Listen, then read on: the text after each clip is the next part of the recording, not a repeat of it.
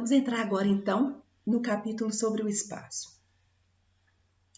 Ela começa citando uma descrição do Gaiarsa. Gaiarsa é um psicanalista, e onde ele conta de um sonho que ele teve, em que, assim, não precisa a gente pegar a imagem toda que ela descreve lá, mas só a ideia, acho que central que ela quer trazer ali, que é a percepção dele no sonho, de que a partir dos seus membros ele tinha feixes de luz, não vou dizer de luz, mas de algo que continuava, né, a partir do seu corpo, invadindo o espaço, um espaço grande fora de si, e como se a partir, então, dos seus membros, ele tivesse uma ordenação de todo o espaço em torno, como se nosso corpo continuasse através do espaço.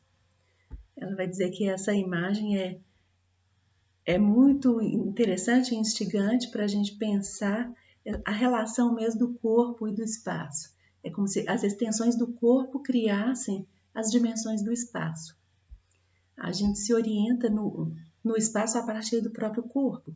O corpo próprio é a primeira espacialidade com a qual a gente tem contato. Em termos de psicologia do desenvolvimento, quase a gente pode dizer é o corpo do outro, né, para um bebê que começa a ser esse orientador do espaço. Mas pensando no ser humano adulto, constituído, a gente pensar a primeira relação com o mundo é o próprio corpo. No mundo, na sua espacialidade e na sua materialidade. A ideia de espaço implica também a ideia da matéria, daquilo que ocupa espaço no espaço. Né? Na dimensão de um espaço total, eu tenho um espaço que me é próprio, que é ocupado pelo meu corpo o tempo todo. E o modo como eu me movimento vai alterar essa ocupação de espaço que eu faço com o meu corpo. Quando a gente se refere, por exemplo, à natureza, né? O corpo é o nosso primeiro contato com a natureza. A natureza está em nós. Então, você já tem aí uma exterioridade também colocada em relação à consciência, à subjetividade, que diz respeito ao que já está em nós, que é o corpo. Bom, a partir vocês vão ver, quem por acaso se aventurar em outros capítulos, que a Monique Ugrar vai o tempo todo recorrer a uma simbologia, à mitologia, a relatos míticos que envolvam essas dimensões que ela está tratando. E aqui ela vai fazer um traçado grande da simbologia do corpo, pensando o corpo como o centro da espacialidade para cada um. O meu corpo é o centro a partir do qual eu construo a minha relação com o espaço em torno de mim. A nossa perspectiva, a gente pode pensar basicamente, por exemplo, a ideia do olhar. O mundo que eu vejo, ele está centralizado no meu olhar. É claro que metaforicamente, ainda mais na nossa contemporaneidade, que a gente tem acesso a tanta perspectiva visual colocada por outros, né, a partir de todas as múltiplas variabilidades dos vídeos e fotografias e imagens, enfim. Mas isso não retira essa ideia primeira de que o olhar de cada um é o seu ponto de partida no vislumbre do mundo, porque cada um de nós tem uma centralidade em relação à perspectiva mesmo, à percepção do espaço. Com essa ideia de centro, a Monique busca, então, várias imagens simbólicas que ao longo aí de mitologias diversas têm simbolizado o centro. Aí ela cita o umbigo, a encruzilhada, a ideia de portal, passagem, umbral, templo. É como se, então, o centro mitológico, em qualquer... Se a gente pensasse em desenhos que dizem respeito à figuração do espaço, a ideia de busca da centralidade, ela é constante na história humana. As figuras de mandalas dizem respeito a isso também. É um desenho, de certo modo, orientador, organizador e que se move em torno de um centro. Mais para frente aqui desse capítulo, a gente vai voltar a falar um pouco do que seria, qual a importância de pensar psiquicamente o centro, pensando no centro da subjetividade também. Mas nesse primeiro momento, em relação ao espaço, ela está só dizendo, não, o corpo de cada um é o centro do mundo espacial de cada um. Então, de cara, ela está dizendo para nós, o espaço não é uma exterioridade onde eu vou me colocar. Ao contrário, é a minha orientação, é o modo, é a minha centralidade, é o fato de eu ser eu ocupar um espaço dentro do espaço todo, é que orienta, né, que serve de orientação e estruturação para esse espaço que eu ocupo. Isso aqui tem uma sutileza aqui nessa compreensão que eu não sei se vocês conseguem perceber. Por que ela está chamando a atenção para isso? É que, naturalmente, a nossa tendência ao pensar o espaço é imediatamente lançar o nosso pensamento, a nossa percepção para algo fora de nós. Então, ela está chamando a atenção para isso. O capítulo se chama O Espaço, mas não quer dizer que nós vamos lá pensar aquele espaço que está colocado fora de mim. Não, eu já sou um espaço que ocupa espaço, né? O meu corpo tem a sua espacialidade própria, eu ocupo com ele um espaço compartilhado. Então, se a gente volta àquela ideia do mundo compartilhado, o mundo que é de todos, então o meu corpo ocupa um lugar nesse espaço, que é o espaço do mundo, onde estão colocadas todas as pessoas, e é a partir da minha colocação, do ponto em que eu me insiro, que todo o espaço em torno de mim se estrutura. Porque é só a partir de mim mesma que eu vejo o mundo. Ainda que, né, não vamos esquecer, esse mim mesma não é algo fechado e nem suficiente em si mesmo. Estou aí colocada no mundo, aberta ao mundo, feita de matéria do mundo, mas a subjetividade de cada um tem uma centralidade, inclusive quando a gente pensa em termos espaciais, concretos. Né? Bom, a coexistência, então, é algo que se realiza aí no espaço do mundo a partir do espaço do corpo. É essa ideia que a gente está tentando dizer até aqui. Porém, o espaço que eu ocupo, ou que cada ser vivo ocupa, não se restringe aos limites, né, aos limites físicos mesmo do meu corpo, não se restringe ao espaço ocupado e que se limita pela minha pele, mas o espaço diz respeito também ao que eu ocupo ao me movimentar. Então, essa é uma ideia muito simples para os biólogos, por exemplo, quando se referem à territorialidade dos animais, qual que é o espaço ocupado, qual é o espaço necessário para que um animal tenha sua vida, não é só o espaço que o corpo dele ocupa, mas é o espaço que o movimento dele ocupa. Por exemplo, um pássaro, ele ocupa um espaço muito grande, ele percorre espaços grandes, ele precisa desse espaço grande para viver. Um cachorro já é um animal que talvez com espaços menores já tenha uma vida de liberdade nesse sentido, de poder se movimentar o quanto deseja. Com isso também, a gente vê nos animais o que a gente chama de marcação de território, né, de delimitação do território que é o território dele, onde é ele que caminha, é ele que comanda. E aí Monique vai chamar a atenção para nós que para o ser humano também isso é muito importante. E aí ela faz, por exemplo, referência aos espaços de confinamento. Então, a gente pode pensar confinamento em sua versão máxima é prisão, é campo de concentração, mas não é só isso. Né? Os grandes centros urbanos, com seus espaços reduzidos, com moradias reduzidas, muito juntas umas das outras, são espaços de confinamento também. Ela se refere, por exemplo, ao trânsito. Conflitos de trânsito podem ser entendidos como conflitos de territorialidade, né? Onde nós sentimos o nosso espaço invadido, a gente vai ter sempre uma reação a isso, porque ainda que não de forma tão explícita como o animal, a territorialidade é importante para o ser humano. O espaço que eu ocupo tem importância e o sentimento de ser invadido não diz respeito só à invasão do próprio corpo, mas a invasão desse espaço que, de alguma maneira, está delimitado como meu. Isso vai encontrar sua formalização máxima na questão da propriedade privada, né, nas sociedades estruturadas em cima disso, né, do capitalismo e do ideal mesmo da posse.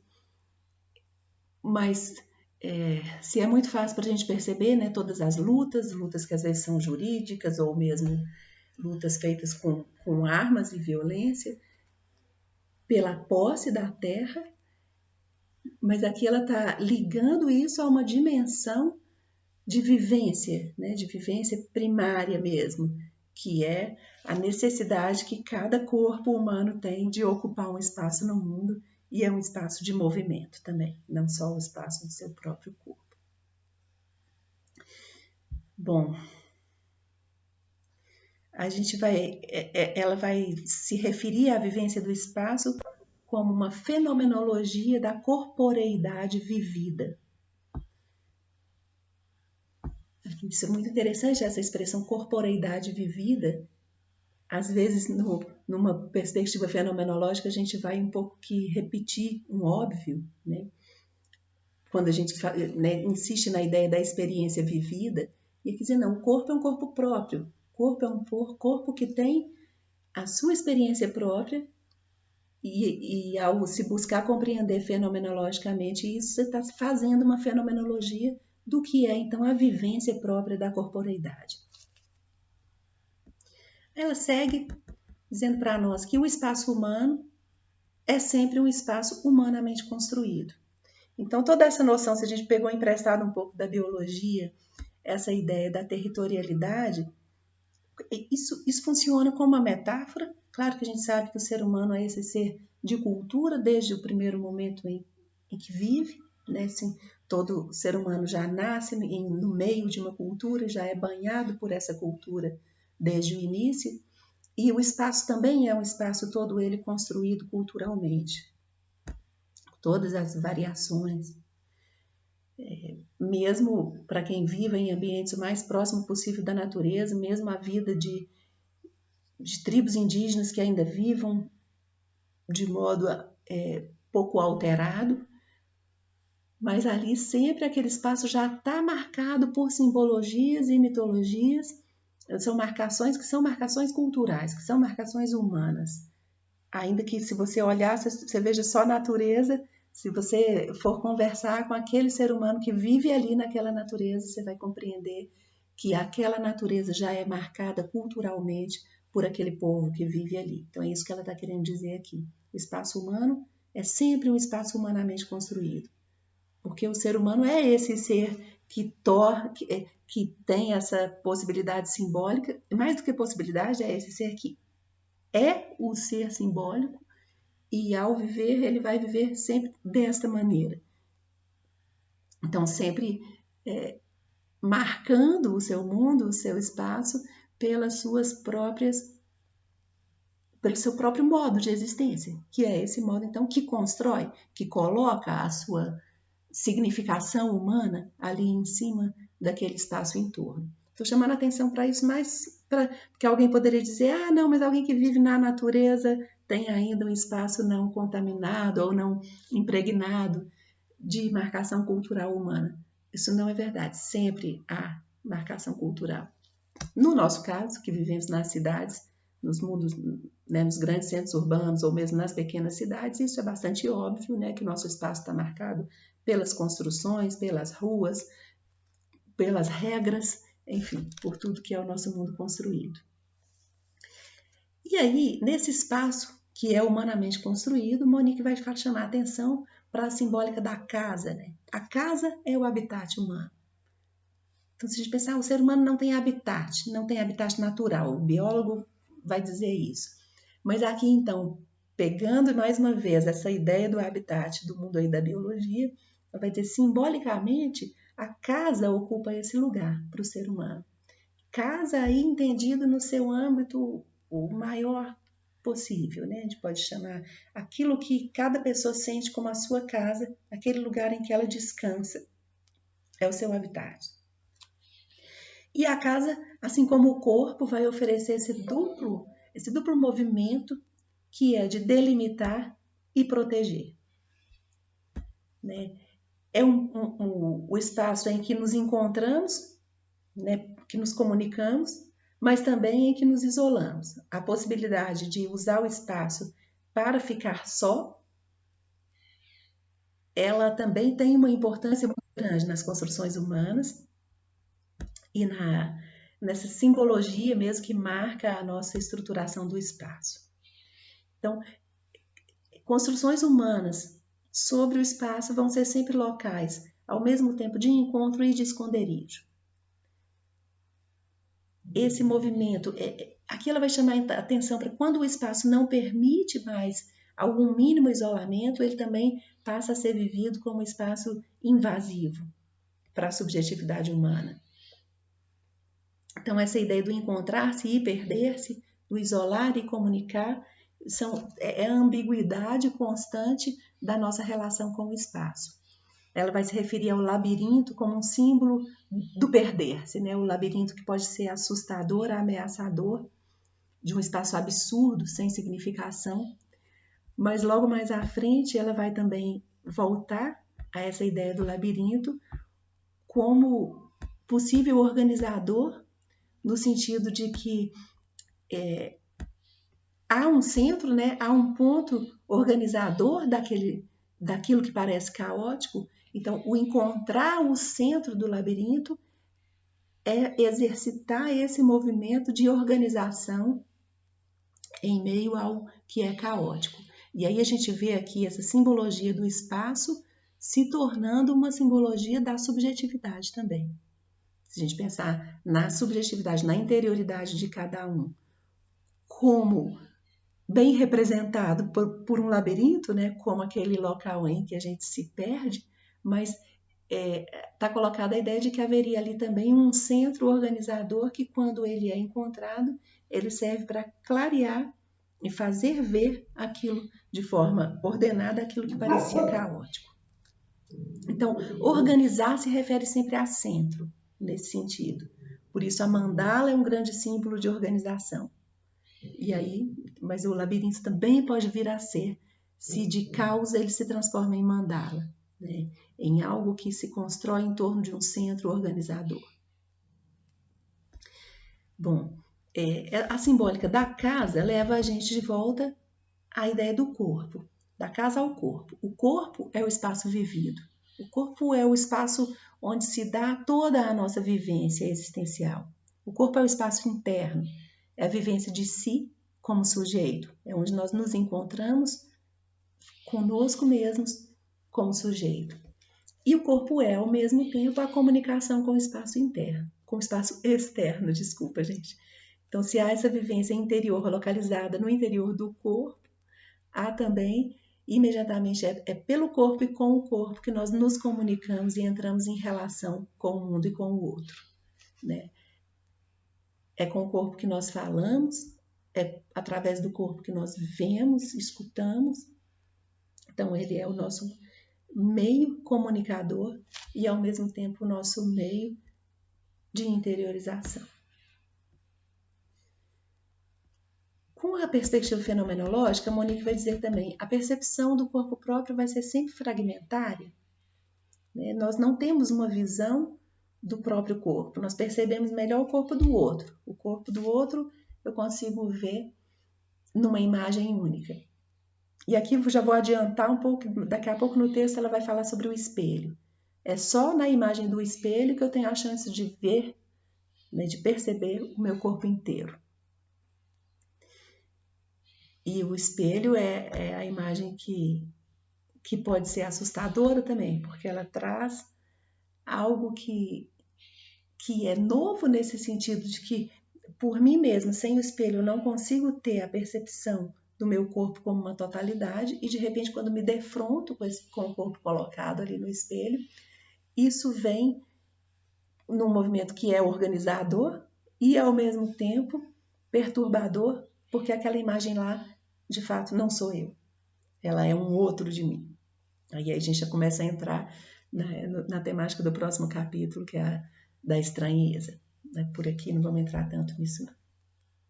Ela vai falar um pouquinho sobre as psicopatologias que se expressam no corpo, como a histeria ou a hipocondria, pensando que a histeria era uma coisa mais típica, né, do momento aí há 100 anos atrás, a hipocondria apareceria mais no nosso tempo, mas ela se refere também a outras patologias neurológicas que tendo sempre algum nível de referência ao corpo.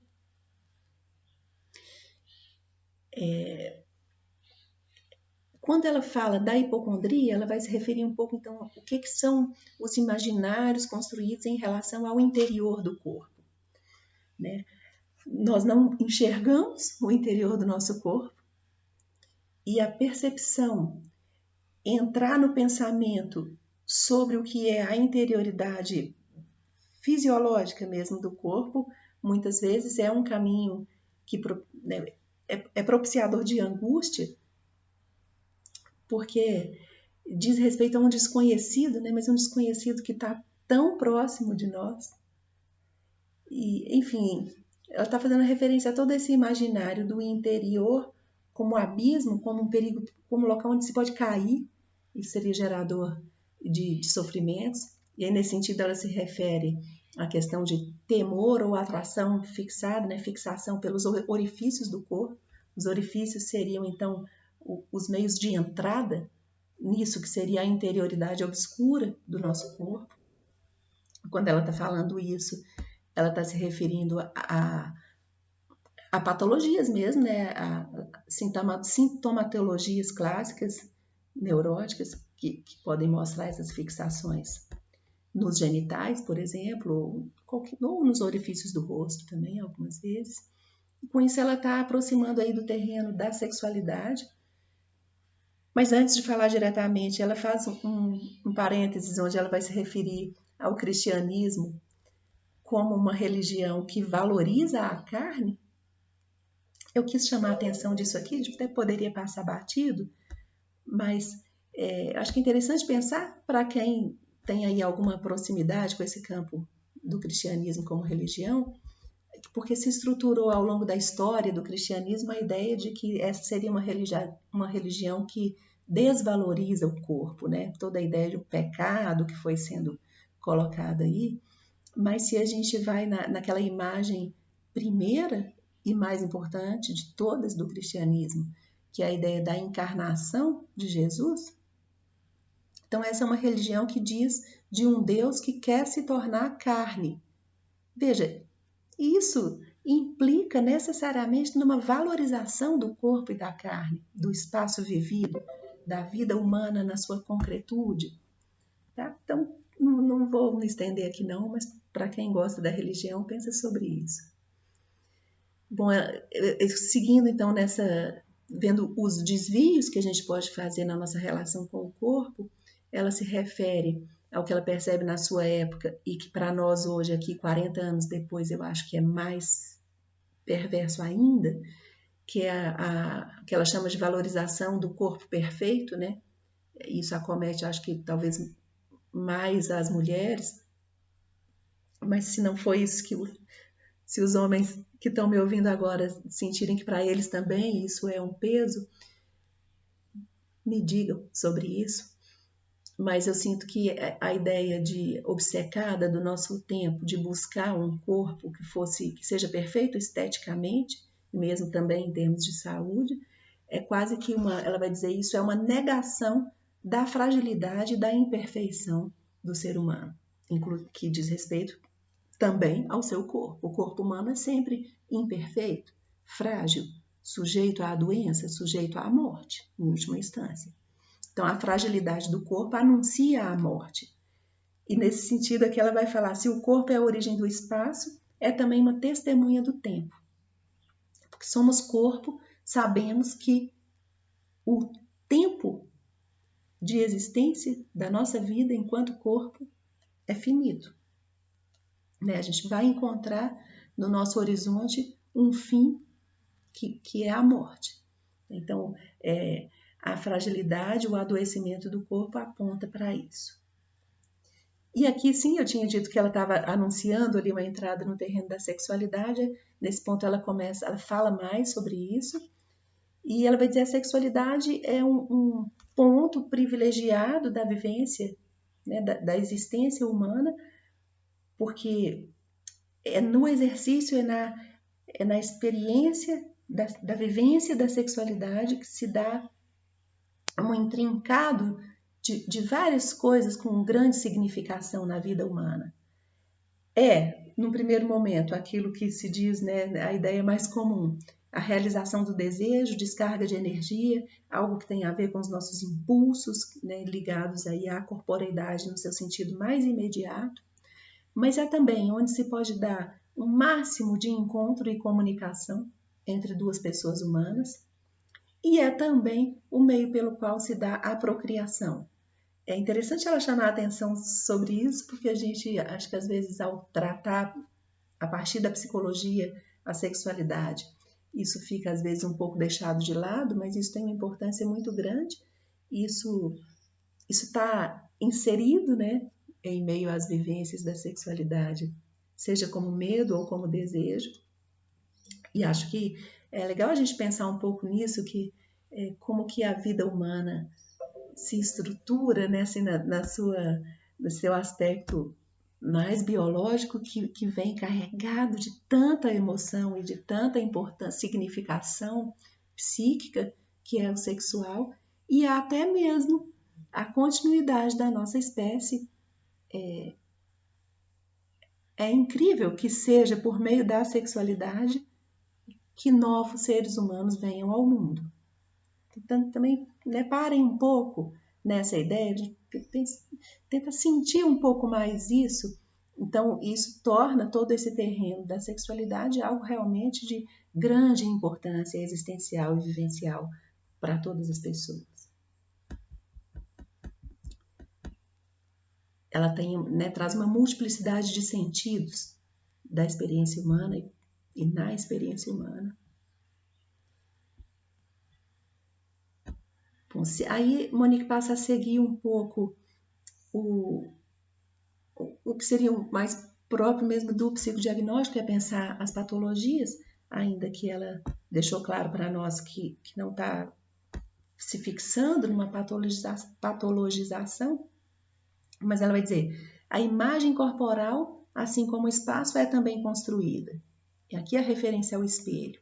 E aí vai fazer algumas referências são perturbações mesmo na visão de si, ou na formação mesmo, na integração da imagem corporal, podem ser sentidas como dolorosas ou podem mesmo sofrer adoecimentos. Ela se refere primeiro, por exemplo, à mudança da experiência do espaço ao longo do tempo. Na adolescência, na velhice, na infância, a gente vai ter experiências diversas. Se refere às fobias, que claramente têm relação com o espaço, também algumas formas da esquizofrenia. E, enfim, aí ela vai, né, fazer um caminho um pouco em torno dos testes. Eu acho que aqui a gente não precisa se estender sobre isso, mas só finalizar com o modo como também ela finaliza um pouco ali o capítulo, que é a percepção, a observação da movimentação corporal da pessoa e também daquilo que ela fala sobre o seu corpo, das queixas que ela pode ter em relação ao próprio corpo, do modo como ela se refere ao corpo e à sua própria imagem, são de grande importância para o diagnóstico. Vou encerrar aqui, passo para o outro sobre o outro sobre o outro.